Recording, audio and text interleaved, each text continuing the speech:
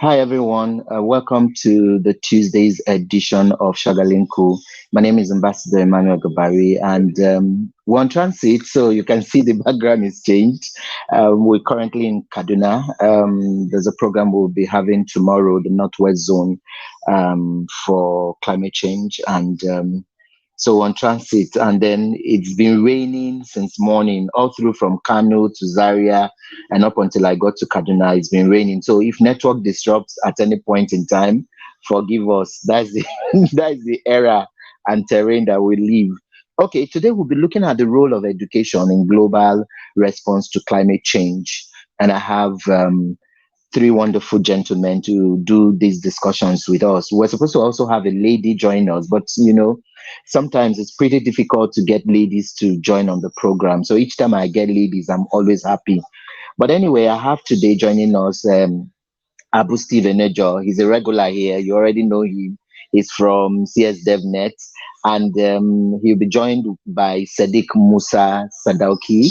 He's an environmentalist. I almost said evangelist from Katsina. So together we'll be talking about climate change education, and why do we have what we have? A lot is going on. Some people still don't believe there are issues when it comes to climate change. Anyway, I'll be letting them talk about all this. Let me bring them on to introduce themselves properly.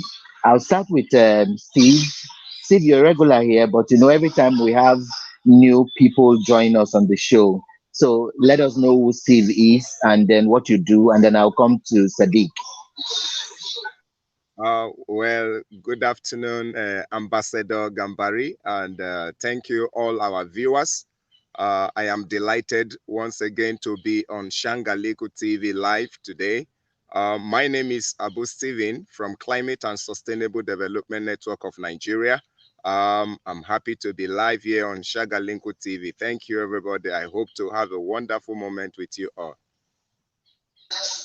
Thank you very much, Steve. I'll go over to Sadiq. Sadiq, I'd like you to tell us more about yourself, what you do, and then we'll come back. Good afternoon, Ambassador, and my fellow colleague, Stavu. It's a pleasure to be here. Actually, it's my first time, and I appreciate Ambassador Gambari for an opportunity like this to talk at this level. Actually, it's a great opportunity and a privilege for me. Greetings to our fellow viewers who are joining from different parts of the world. I'm an environmentalist, and I'm by name Sadiq Musa Sadauki from Katsina State. Thank you for this opportunity. I'm looking forward to learn from my fellow brothers who I'm having on this show. Thank you so much. Yeah, thank you very much, Sadiq. So we'll come back now and talk some more. And for everyone watching, you can drop your comments in the comment section. If you have questions for our guests, you can drop it, and they'll be here to do justice to all of them. Okay, we're looking at the role of education in global response to climate change. I'll start with Abu Steven. I know CSDev has been doing a whole lot when it comes to climate change and other issues. There's the popular hashtag what has changed, and if you could also tell us a little more about what has changed and what CSDevNet has been doing, because I mean CSDevNet is one of the NGOs that has been really in the forefront of climate change and a whole lot that surrounds the environment. So tell us more about that, and also tell us about what has changed as a hashtag that has been promoting a whole lot of issues that has to do with the environment. All right. Thank you very much, Ambassador. You see, once again, it's so important to know that as we speak, you see me in the middle of trees. Not only that I'm enjoying the fresh air, but the sight of seeing different species of trees, crops, and then you think about our climate smartness that we're talking about. Well, today we are looking at the topic, the role of education in climate change response. And now I want to begin by stating categorically that when you talk about formal and informal education, we'll all need to employ all in our fight against climate change. And I'm going to explain why I said so. In the first place, when you talk about the informal education as one of the means of creating awareness, increasing the knowledge of the young one in terms of the response to climate change, this one will begin from home. And we need parents to begin to have discussion surrounding climate change with their words. Tell them what brought about this climate change. What is the impact? How can we measure it? How can an individual tell about this climate change we are talking about? And then you begin to educate the young ones, your children, on steps to carry, not to aggravate the already hitting hard impact of climate change. And you also tell them the little they can do to contribute to climate change mitigation or adaptation. Now, at the formal education level, there is something we have been advocating for over the years, and we are yet to see it materialize. Now, we are thinking, how can government draft a program into our curriculum? Let's have them both at the primary school level, secondary school level, and even the tertiary institution. Let's have climate change as a course, as a subject, not just a course, but let it be a general course that anybody going through any institution must have knowledge. And I tell you why I discuss this. Now, not only that many people at the rural area do not know anything about climate change. Most times when we try to discuss this issue, even with younger people, they try to question, what is this thing really true? What is it about climate change? Are you sure it's not because they seen of the, you just discovered that young people also reason like people living in the rural area, and they try to make you reason, make you think that the impact of climate change is as a result of maybe the people have offended the gods. So the traditionalists say, of course, we have offended the gods. And the religious people say it is because of our sin and God is angry with us. And we are saying, no, this thing is not true. Even in your environment, cut down a tree, just one tree that is standing in front of your house. You will know the temperature of your room, the temperature of your house will change. So this is a little measure to tell you that the issue of climate change is not as a result of any gods anywhere being angry with the humans. The gods have many ways to deal with their people, of course, and collect their chicken and goats. But this time around, we are talking about the impact, what we can feel. It is so real. And we can tell from what we are experiencing at the moment that on a daily basis, we continue to see the activities of human that is leading to the increasing climate change. We are looking forward to how this education will be derived into people.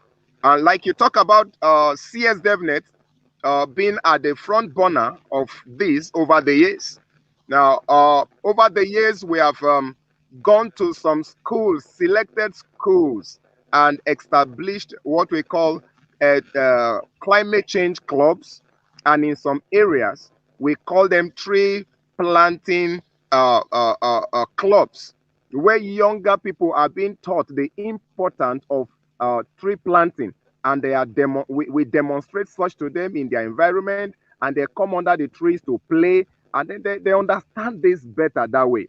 Now, we are saying this climate change club we establish in schools, they are limited, and there is little we can do without resources. But if government want to embark on such projects, we have what it takes to do so.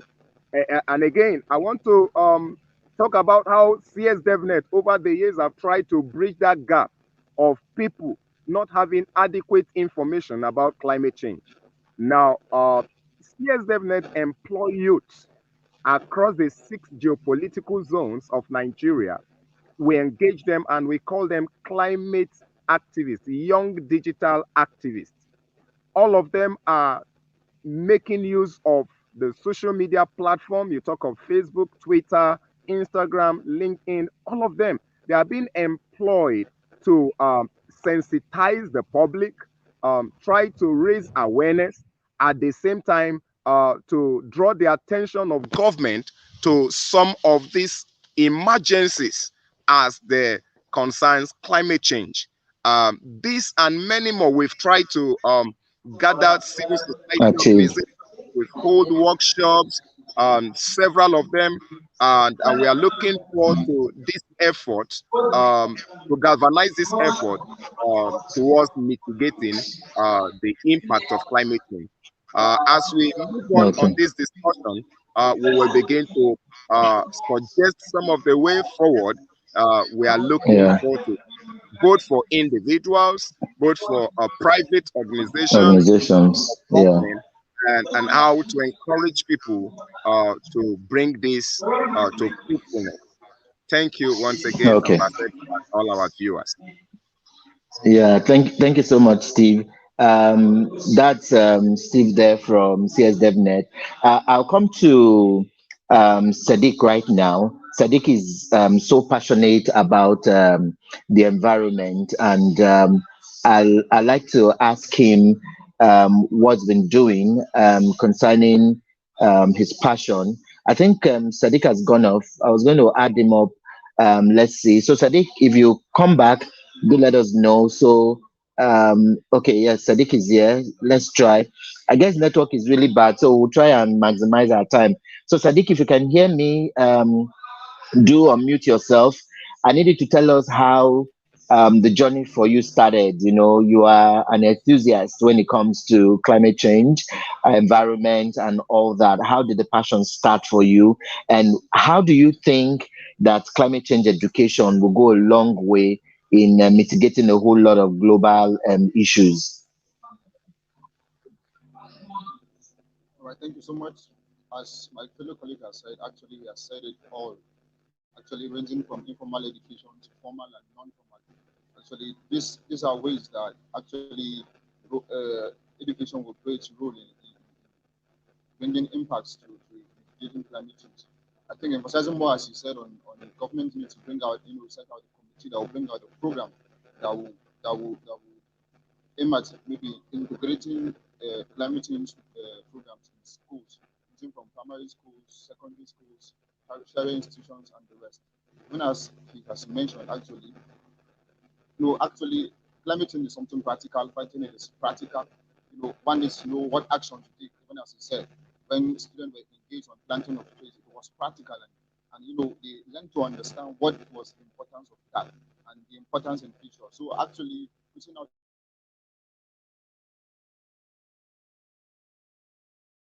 education. When I just mentioned, I would just like to add on the issue of universities. Actually, we can also make that possible through you know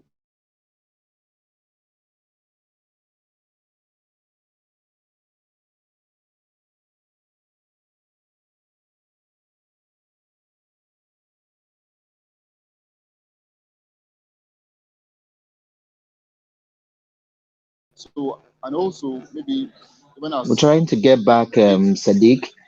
Okay. Yes, go on. We lost you at some All right, point, yeah, but go on. all right. Even as I say, actually integrating education in the universities actually will play a vital role in mitigating climate change. So putting them, as I said earlier, as GST courses, which are compulsory for every student to take when they enter the university, actually it will really go a long way in improving the minds of students, the needs, and why climate change needs to be tackled and why we need to be involved in fighting climate change. I would also like to add on non-formal education, which involves communities and groups of individuals. We know that at the end point, communities will be the ones most affected by climate change. What needs to be done? Bringing out strategies, just as my colleague has said, what CS DevNet has been doing, reach out to communities, organize programs, that will educate them on what climate change is and the effects on and how they can, how they can work towards mitigating it and how they can adapt to it, how they can adapt and shift their way of living that will in a better way that it will improve the fighting of climate change. So I think actually these things will really go a long way when we inculcate education in fighting climate change. So that's my contribution at this point. Thank you. Okay, Sadiq, if you can see this message, it's from Adamu Mohammed. Please do read it, and you and Stephen will respond. So read and then respond, and I'll come back to Steve. All right. Adam Mohammed said, we want the curriculum expert to advise government about the inclusion of climate change education in Nigeria curriculum. So what I can derive out from this is that, the government, officials need to set policies that will really, through engaging curriculum experts to advise the government on the needs to bring in topics, on the need to bring in courses and subjects that will be integrated into our Nigerian system of education, so that it will educate students from at every level about what climate change is, the effects, how we can fight it, how we can bring a long-lasting solution to that. So I think this is what I was able to derive from what Adam Mohammed said. Okay. Thank you. I'll bring Steve now to also respond to this. Steve, I'm sure you saw the message Adamu Mohammed sent. So, can you give a response to this? I am also worried because it's not like experts, NGOs like CSDevNet haven't been doing their bit. One thing is to advise the government on what to do. Another is for the government to listen and adapt some of these things. And like we always say, each time you come for this show, there are so many policies. Implementation is always the impeding factor in some of these things. So in responding to Adamo, what will you say? Is it that we don't have experts who are advising the government, or is it that something is wrong somewhere? Steve, take us through that. All right, thank you very much, Adamo. That is a wonderful point. As a matter of fact, in my first comment, I suggested that, and I discovered also Sadiq also did the same, and you are coming up with the same suggestion. This is a pointer to the fact that climate education is key. And thank you, Ambassador, for considering this particular topic. There is something I want to add to what Adamu Mohammed said. Well, you discover that most times when we wait for the experts to advise government to do so, we discover that we don't get them on board. Most times, that is why at times you just discover that this idea of waiting for expert do not work for us. It's like it's our thing in Nigeria that virtually everything we need to fight to get it. And at this point, I want to encourage us, please, let's not wait until any expert from anywhere get to advise our government to do so. Can I use this opportunity to beg individuals, to beg organizations, NGOs, to bombard the office of the Minister of Education with this same demand? Most times, some of us feel they are not accessible.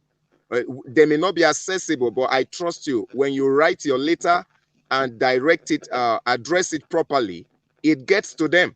And by the time they receive like about 10 of such letters from individuals and organizations just within a week. And they get them virtually every week. You will discover that they will now begin to take this demand very seriously. So at this point, I want to call on us, please. It's very wonderful that all of us here discussing, particularly live on the television, we are young people. So we can begin to write.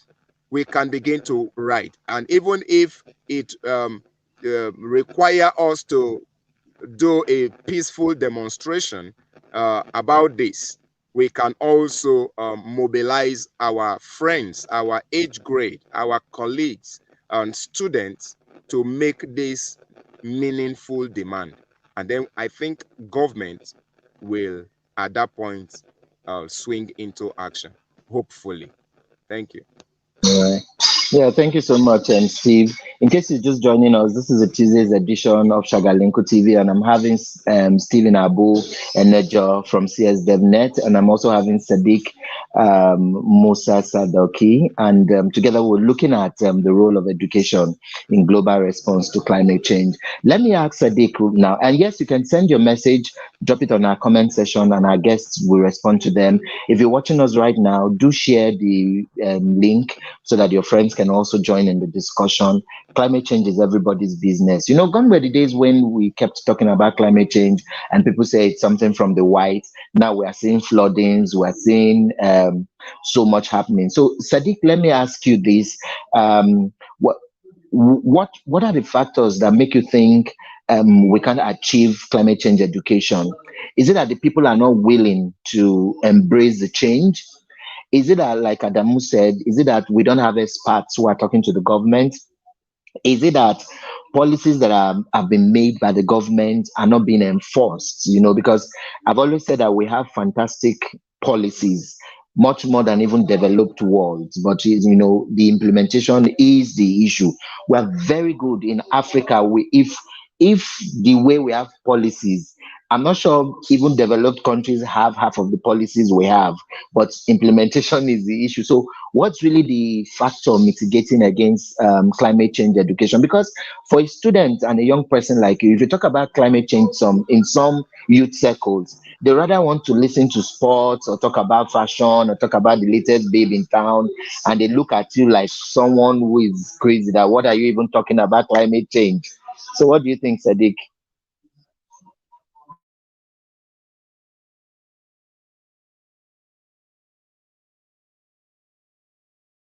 Yeah, Sadiq, if you can hear me, please go on and let's hear your response. Hello, Sadiq. Okay, so Steve, I might come to you to answer this question while we wait for Sadiq to join us back. I think his network is a bit bad. So, Steve, I was also asking Sadiq that what are the factors that are really mitigating against our success in climate change education? Is it from the government policy? Is it from individuals and not embracing change? But first, I'd like you to read this, Steve, if you can see it before you respond to our question.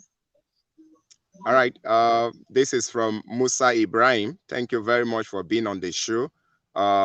Say climate change education is paramount, no doubt. However, I think mentoring and inspiring the younger generation will be sustainable in reaching that point of getting all hands on deck to address the issue. Thank you. Thank you very much, Musa Ibrahim. This is related to exactly the point I wanted to bring out when you asked that question. You know, you talk about what do you think are the factors militating against us having this climate education? Number one, I want to quickly say that we at this point cannot apportion blame. Just like our host rightly said, you get to some quarters that student will tell you, I beg, just leave us with that thing. It looks as if it doesn't concern them. The mathematics where they do, we never finish them. And then they talk about, you know, such things, they happen. We've come across them. And then, of course, on the part of the government, oh, come on, you need to go online to see a lot of policies we have concerning our environment. And those beautiful policies on papers, we never get to see them in real life. And so all these factors put together are militating against us making meaningful progress in terms of fighting climate change. So, and if we are going to advise, what do you think we can do? Well, we, like you rightly said, we've discovered that the energy, the youth in our generation have channeled so much energy into sports. And I think is because when you talk about sports, some of them get fun from it, and to some is beyond fun. They make money from it. So how can we design this curriculum when we are talking about climate change education that will both be enticing and funful for students? When the experts sit down, they can design it in such a way that students go on vacation to see forests, to discuss the important. Somebody take them through, and all trip being covered by the government. Not such excursion that you ask students come and pay 10,000, pay 20,000. No, no, no, no, no, no. This one fully covered by the government. Let them take out 1 week to relax, to see life underwater, and then to see forests, to get to know their important, how we need to restore mangroves, how we need to, all those things. Students need to go through it. Let's design it in such a way also that perhaps students at their final year come up with innovative solution as to address climate change, and then win award, big time award. And then you will see youth will begin to focus their energy towards that, because number one, they have seen that there is fun in it. Number two, they have seen also that there is money in it, and they have seen also that there are opportunities in it. Every young person will want to embrace such um, uh, uh, uh, program. Opportunity. So yes, so Yeah. that is what we are looking forward when we are talking about climate change education. Thank you very much, Mohammed Okay. Musa, for that, Yeah. Ibrahim Musa, for that wonderful point. Thank you. Yeah, yeah. Sadiq is back. So Sadiq, I'd like you to tell us your take on what we're discussing. But a message just came in here from Shola in Lagos, and I'd like you to read it first, and then you can either respond to this message and then tell us what your response was supposed to be before you went off. So please read this message from Shola in Lagos, so we don't also lose out on it. Then you can respond to it, and then respond to the first question.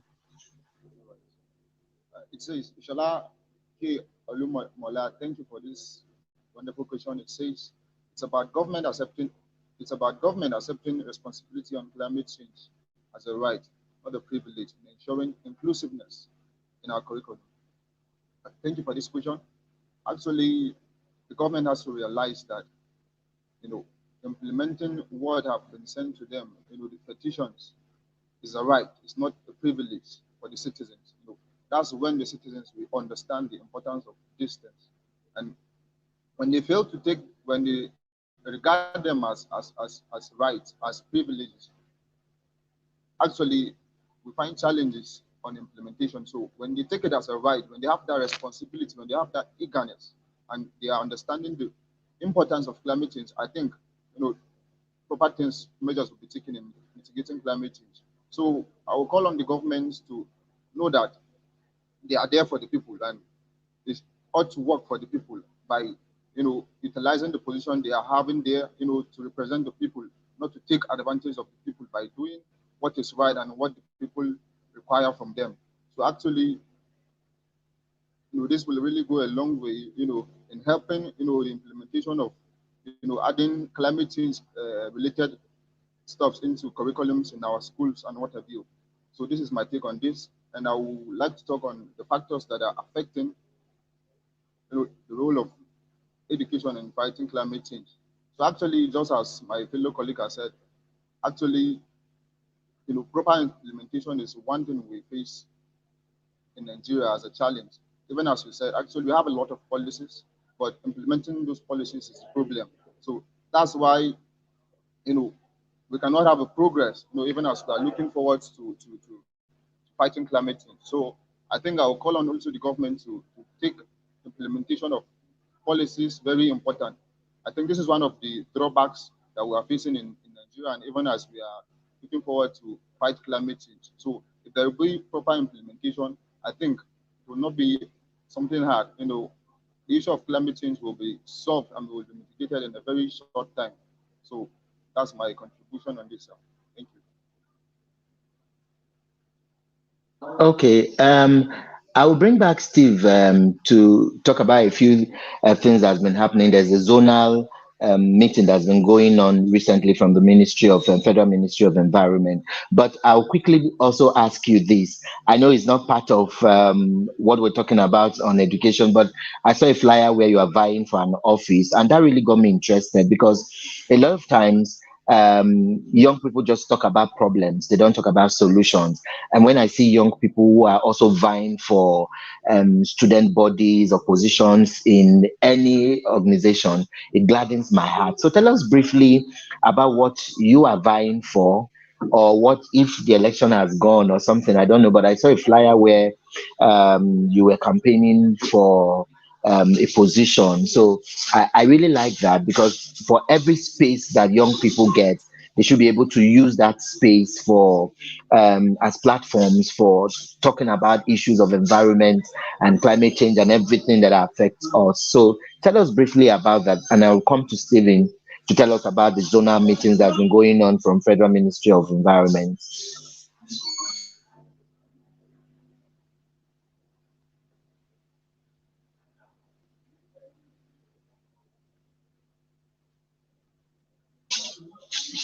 Can you hear me, Sadiq? Okay.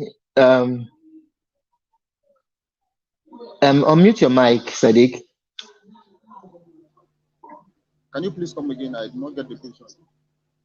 Oh, okay. I saw a flyer where you were vying for a position, in your SUG, and it gladdened my heart because a lot of times young people are just there to talk about the problems and they are not talking about the solutions. And part of solutions is to also get platforms where you can make a change. And that really tripped me. And I know it's not part of what we're discussing, but I just needed to bring that out for young people too, because in every space they have, they should be able to utilize it. So why did you vie for what you vied for, and take us through the journey briefly, and then we'll come to Stephen to talk about the zonal meetings that are holding. All right. Thank you so much. Actually, as you said, I'm contesting for the post of President, National Association of Physics Students, Federal University of Musa. Actually, this is one of the reasons I feel I should ought to go for that position. Participation of young people is key, and even though we have challenges of involvement, that sometimes, the young ones don't understand the importance of these things, because average, one all over, if you can meet maybe 10 students, it might be likely it's only one or two that know about the issue of climate change, and it's alarming.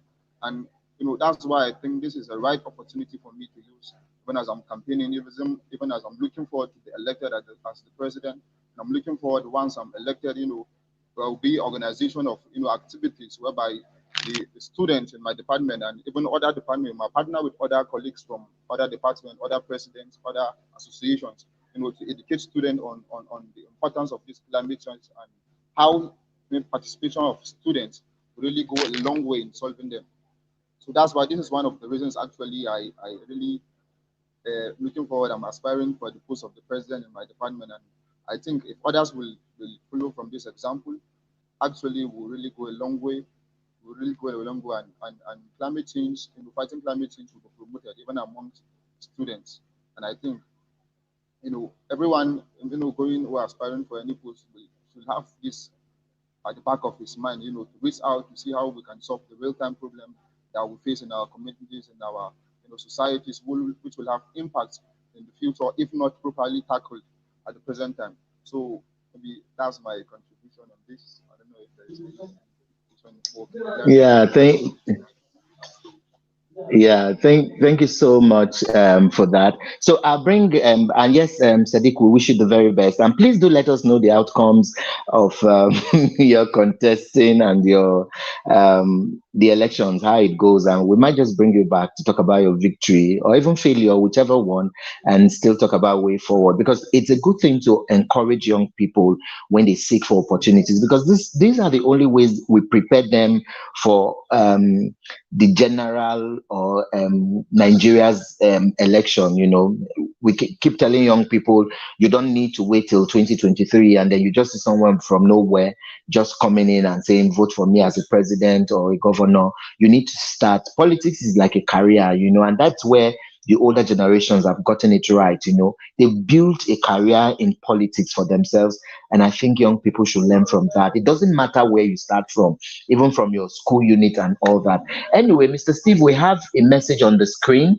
I like you to read it, and then you also tell us about what the Federal Ministry of Environment, in conjunction with a few bodies, which even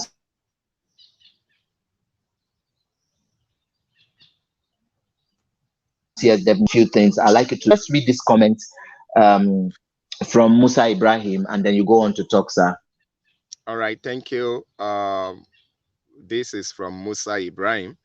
I enjoy the views of Mr. Abu Eneojo Steven. Well done and keep up the good work. Thank you very much, Musa Ibrahim. It will interest you to know that this particular young man, I've never met him before, but he's one of the strongest ally I have seen on social media, advancing the cause of climate change in Nigeria. Thank you very much.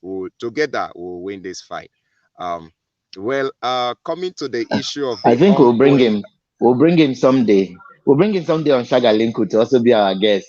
He's really uh, fighting hard for climate I will, change. He's trying. I will, I will ensure I watch from anywhere in the world keenly to listen to him live.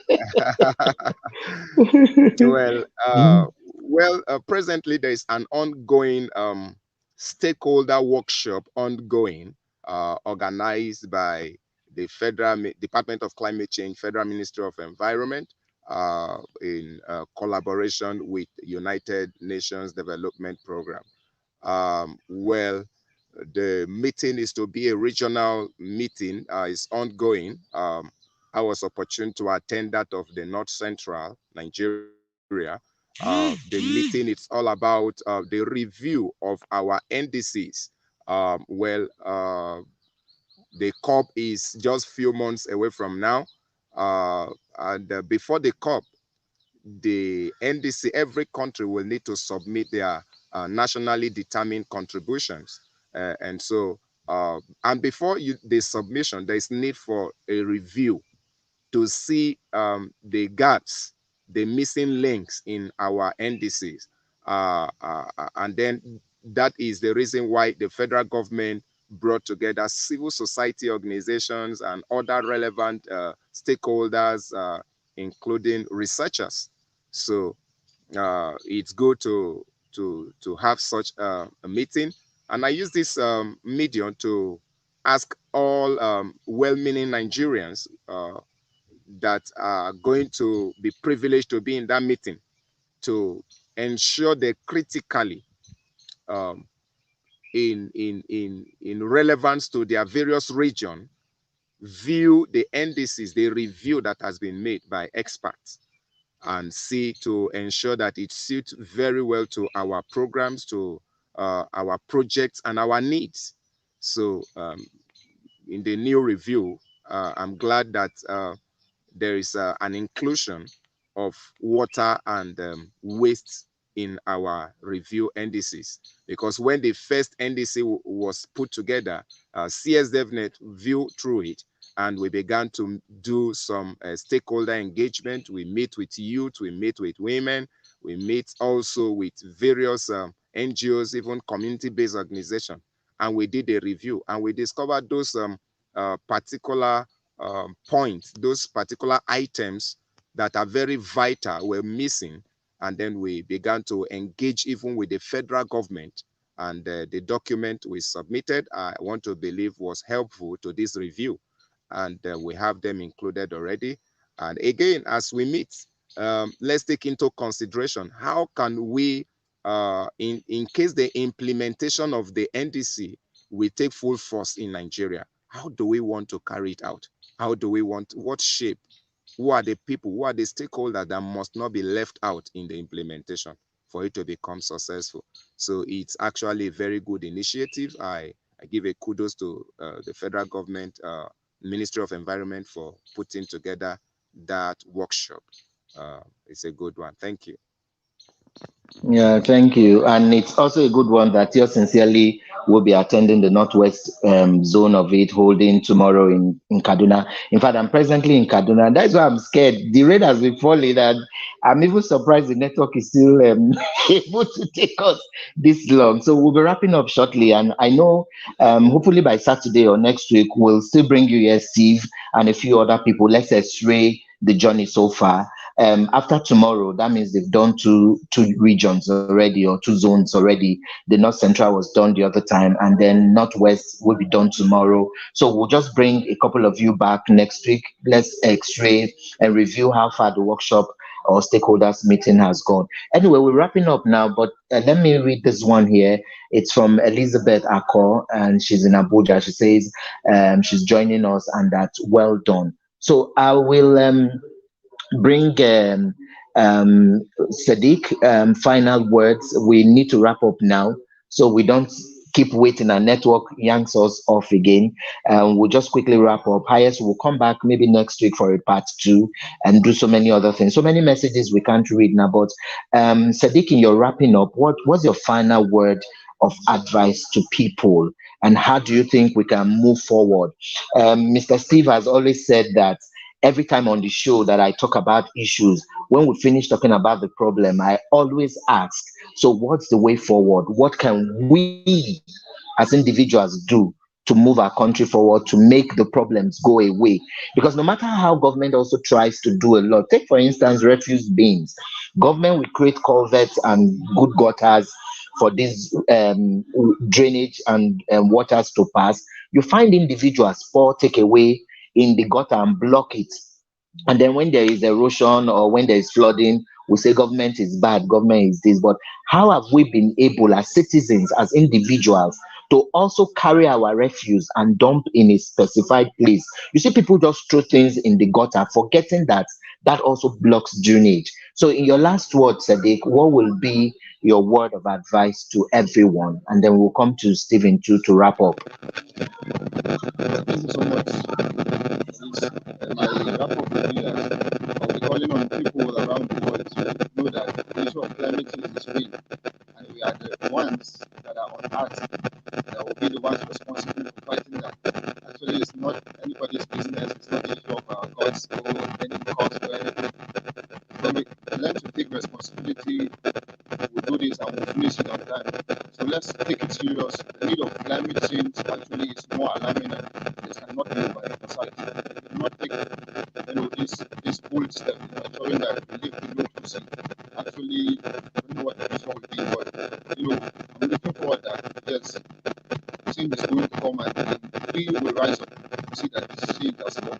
So lastly, I would just like to comment on my colleague Stephen on what they are doing. Actually, I'm very inspired with what they are doing. Because it was to continue and our emphasize on the issue of, as we said, education, both informal, formal and non-formal. Actually, this is the key that will lead us in mitigating climate change. So let's take this very, very, very serious as individuals when you are taking with your friends. What do you talk about? Engage your friends. This is what is happening. How can we solve these challenges?